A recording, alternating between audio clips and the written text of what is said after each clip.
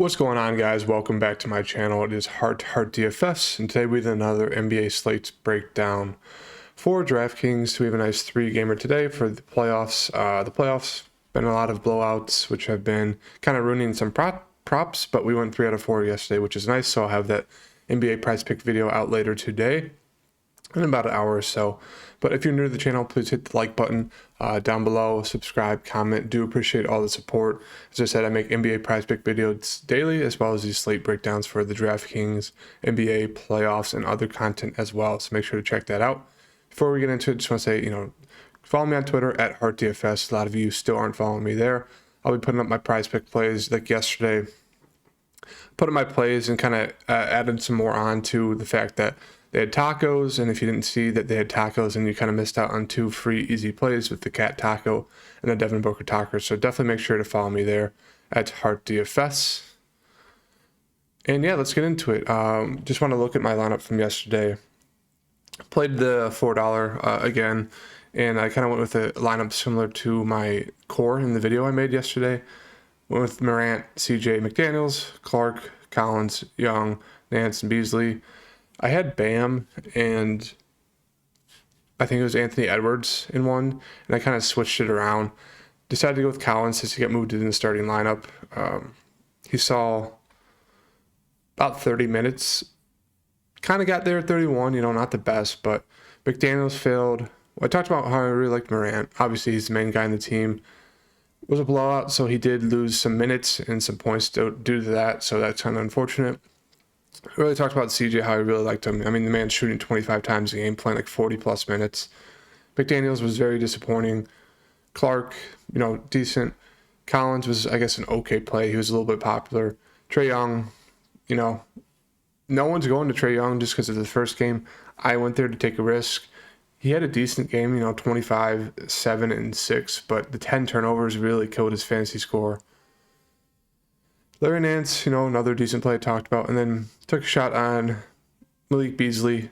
I think I missed cash by like 4 points, 5 points, so nothing big, but it was a little bit disappointing with kind of how I built my roster yesterday. So we'll look to improve that today. But the core was, I think, centered around Morant, CJ, and I think Bam. Bam played another terrible game. I don't know what's wrong with that dude, but he stinks right now. But McCollum, talked about how I really like Bogdan, but I played him in my other lineup, not this one. Jimmy, Clark, Valanciunas, Ingram, Bridges, and Murphy. So kind of a hodgepodge of people in this lineup that won, but that's kind of what you need. A lot of the past 2 days, the mid-range lineup has won, so keep that in mind for today's lineup. And let's move on to today's games. We got Brooklyn and Boston as the first one. If we want to look at their box score from game 1, KD played 41. Brown played almost 40 minutes.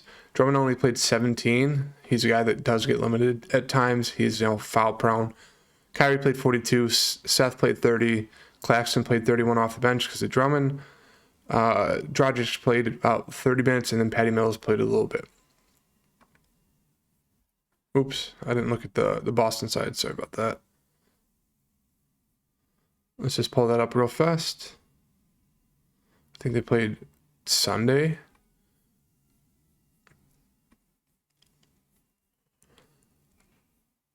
Celtics side, Tatum pretty much played the whole game besides 3 minutes. Horford played 40 minutes. Tice only played 20. Smart played 36. Brown played 40.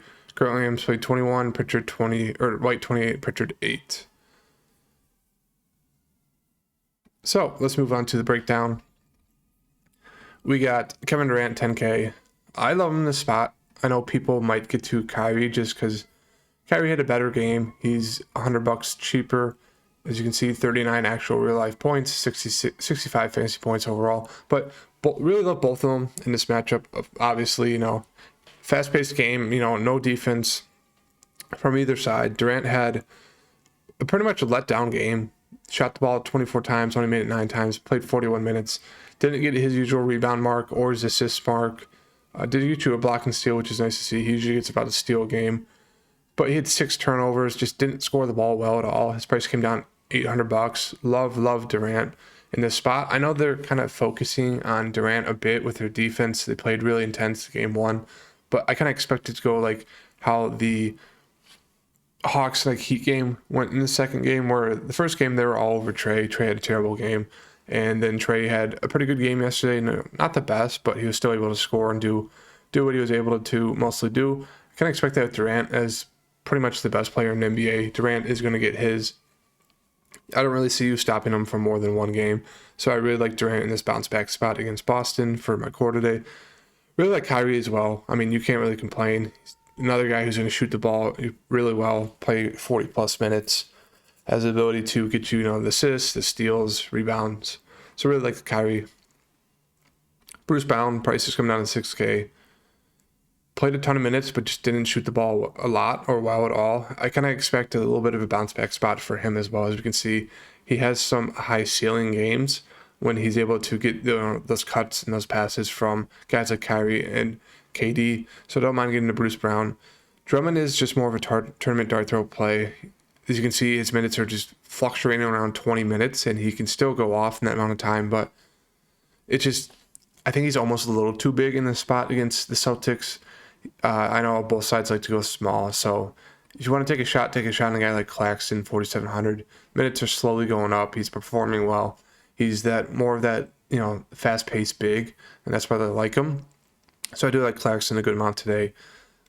Seth, not for me. Played him when he got me 4 fantasy points. Shot the ball a little bit better the other day. 21 fantasy points is not bad at 4,500. I just think that's more of kind of like a secondary play if you kind of fall in that price range of needing someone around that 4,500 mark. I do prefer Dragic over Seth. You can see he's a better scorer, a little bit more aggressive. Will get you assists and rebounds, average about 4 assists a game, 3 rebounds a game.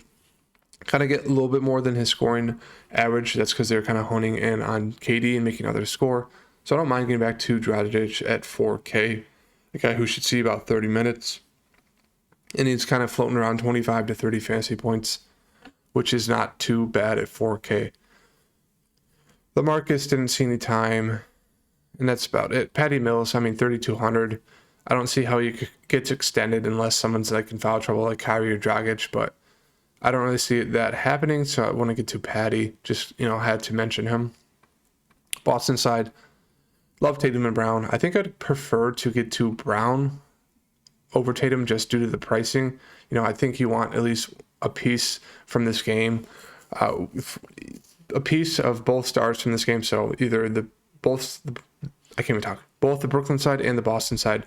So if you're going with KD, I'd probably switch, with Brown for right now as my core from the Boston side, but really love both of them. Don't mind getting into either one of them.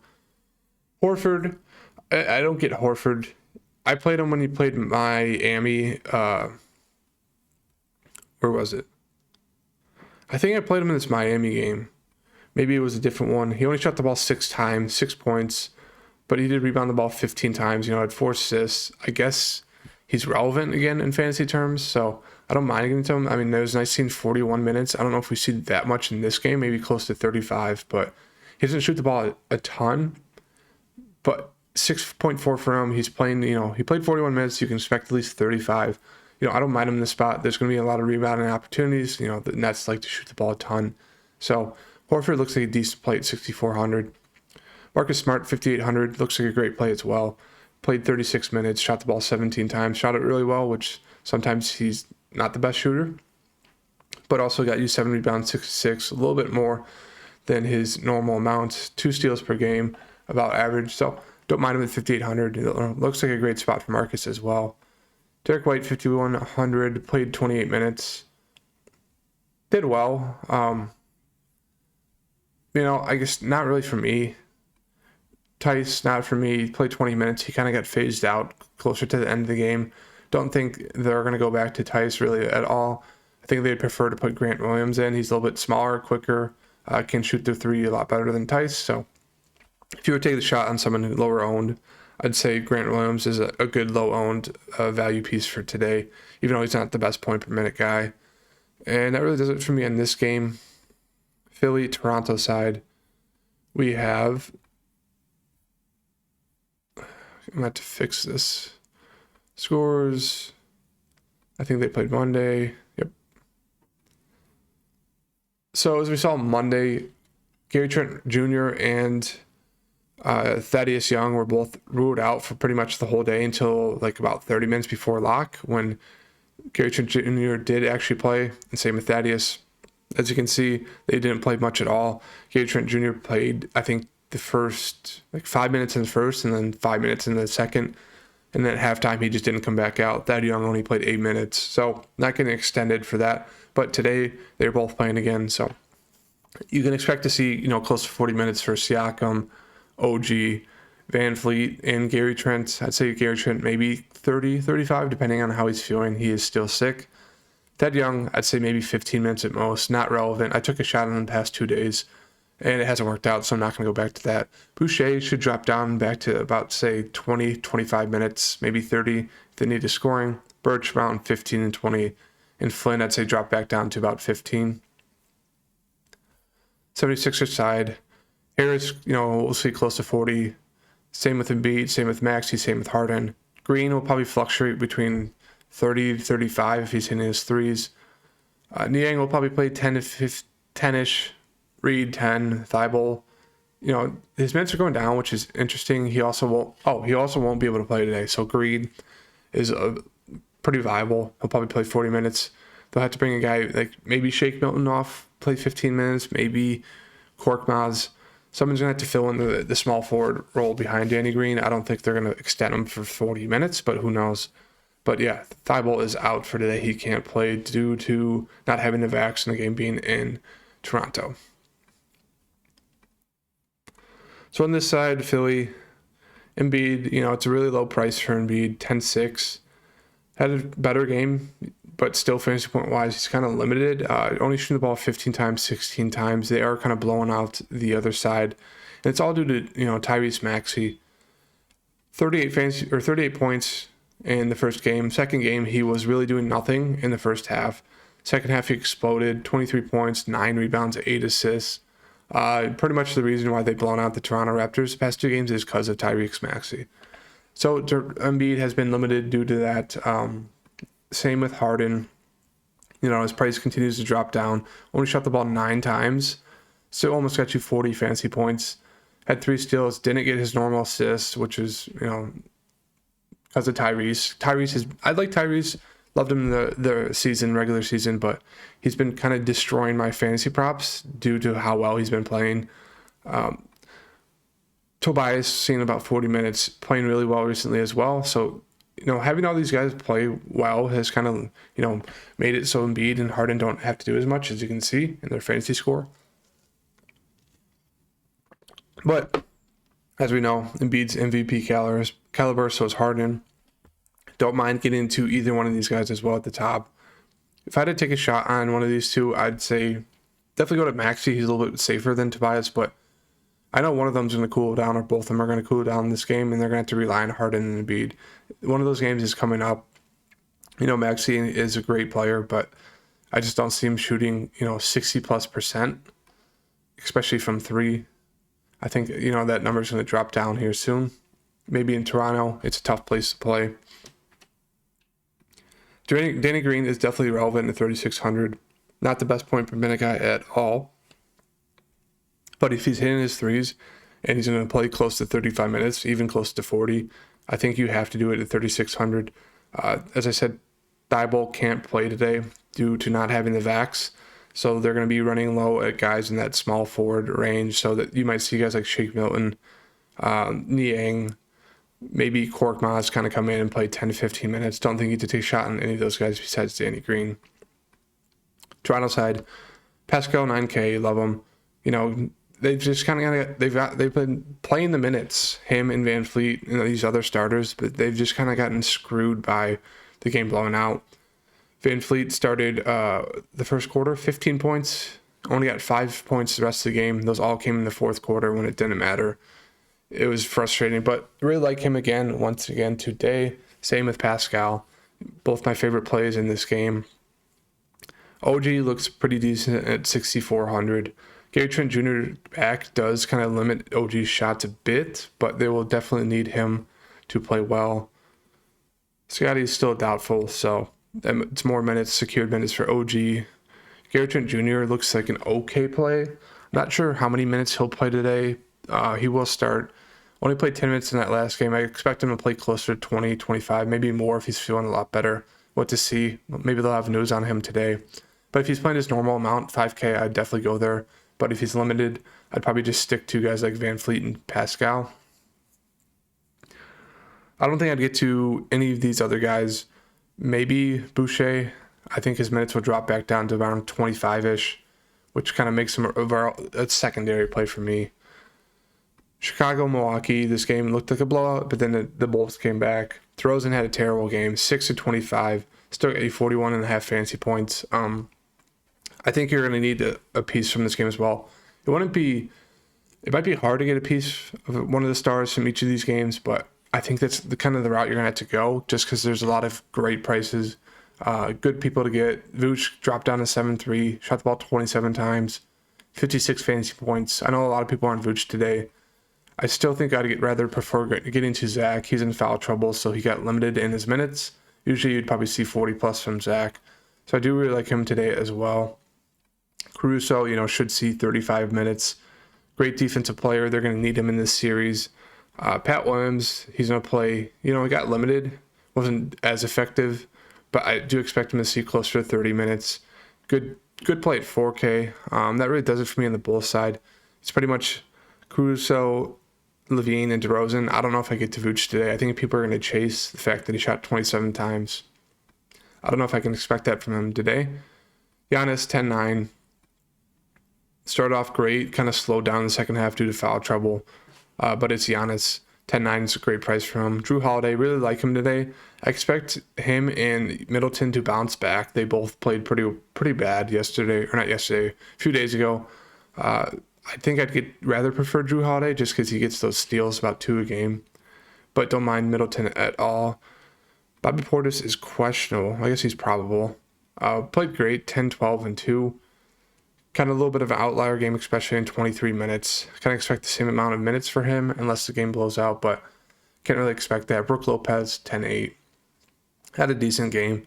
Don't mind getting him at 4,800 against Vooch's defense. That really does it for me. It's pretty much just the 3 guys at the top and maybe taking a dart throw on a guy like Brook Lopez, but do really like Holiday and Middleton in the spot. I think I'd rather get to Holiday and maybe run it back with a guy like Levine. And then that gives you, if you want to use this lineup, that gives you, a power forward, 4,300 left over. You can get to a guy like Pat Williams. I know when I just click these guys, it kind of throws them in randomly. So you can definitely rearrange this, like put KD at the power forward and then the small forward spot, 4,300. Not much, but yeah, you can definitely rearrange this. I know someone brought that up yesterday. And yeah, that's kind of the direction I'm looking for today. Really going to try to get a piece of a star from each side in each one of these games today. I know it's going to be a little bit hard, especially if you pay up for guys like KD, but I think that's kind of the route you're going to have to go, is that mid-range to kind of getting up to that upper echelon route to be able to take down a tournament for today.